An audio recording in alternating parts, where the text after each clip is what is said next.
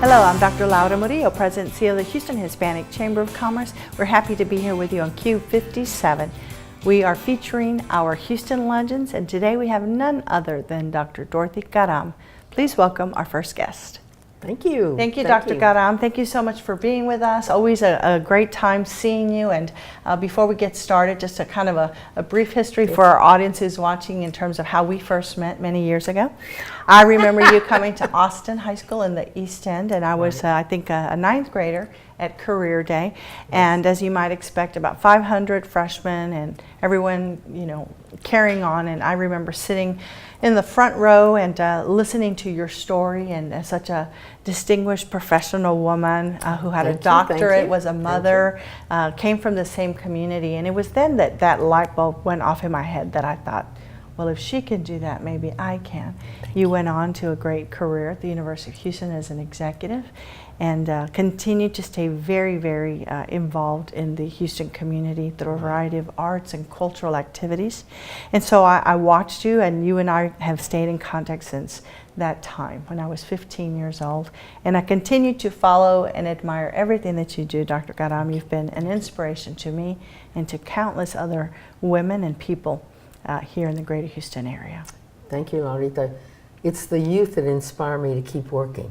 Yes. You know, I see that if I can be of help to someone, and they are always of help to me. Mm-hmm. So we work together, and I'm just really thrilled to have you as an adopted daughter. Well, how's that? Thank you so much, Dorothy. Yes, so let's talk a little bit. A lot of people are familiar with your work in education, of course, everything you've done with the Miller Outdoor Theater, and just so many things that are the arts. So tell them a little bit about what you're doing today, and then we'll keep talking about how you got started. Well, I'm still very active in the Hispanic community organizations. Yes. I have just chaired an event at Miller Theater for the Institute of Hispanic Culture, in which we celebrated Argentina.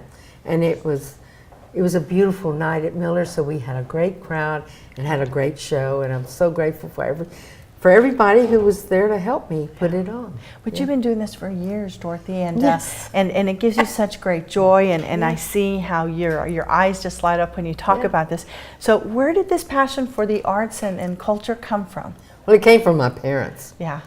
I'm the result of my father and mother dancing the Jarabe Tapatio at the Palace Theater for Clark Gable, who was one of my father's friends. Uh-huh. My father loved theater. He grew up in the East End of town. Mm-hmm. I'm a Farrington by his last name. Mm-hmm. And mother was from Mexico. I'm a Santander from her last name.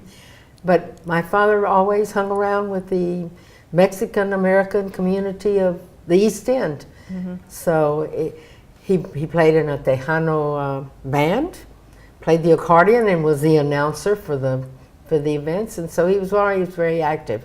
Mm-hmm. And after he finished at Rice and was in a theater production company in New York with Clark Gable, and Clark Gable came to live in Houston.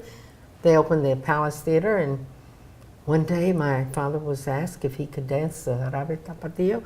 And he said, I think there's a young lady who just came from Mexico. And that's how they met.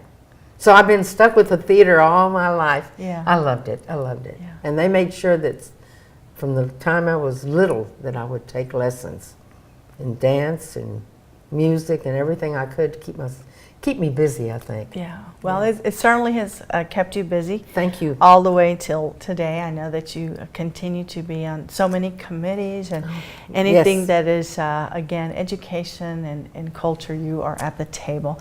I'm thinking of our dear friend, Olga Solis. Oh, yes. She was just a dynamo, and I know you miss her. We all miss her, and I still remember those phone calls I'd get from her, and they were short and they were fast, and she'd tell you what to do, and then she would hang up the phone. Yes. And I thought, well, she just doesn't like me because she always hangs up on me. That was what she did to everyone if she liked you, because she knew she had to get on to the next thing. One. Oh, yeah. So speaking of Olga Solis, the two of you and others were instrumental in the Houston Hispanic Forum. The career that continues today. How did that get started? Well, you know, I went to many medical conventions with my husband, and they inspired me by seeing what the layout was and how they had breakout rooms to do specialized things, and they had display rooms with everything there. I said, why can't we have a convention for the students, grades 6 through 12? And so the members of the Houston Hispanic Forum agreed with me, and we started Career Day, and it's been very successful.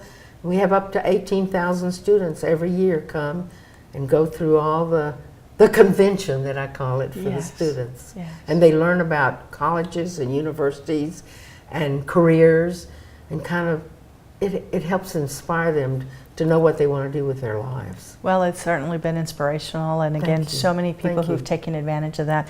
Parents and leaders of the community who give of their time to go and serve as those Absolutely, examples. it's all volunteers. Yes, That's what's so remarkable, because they keep saying, Hispanics can't do that? Oh, yes, we can. We can do anything that we really want to do, set our minds to. Absolutely. Yeah. Well, we'll be right back with Dr. Dorothy Caram.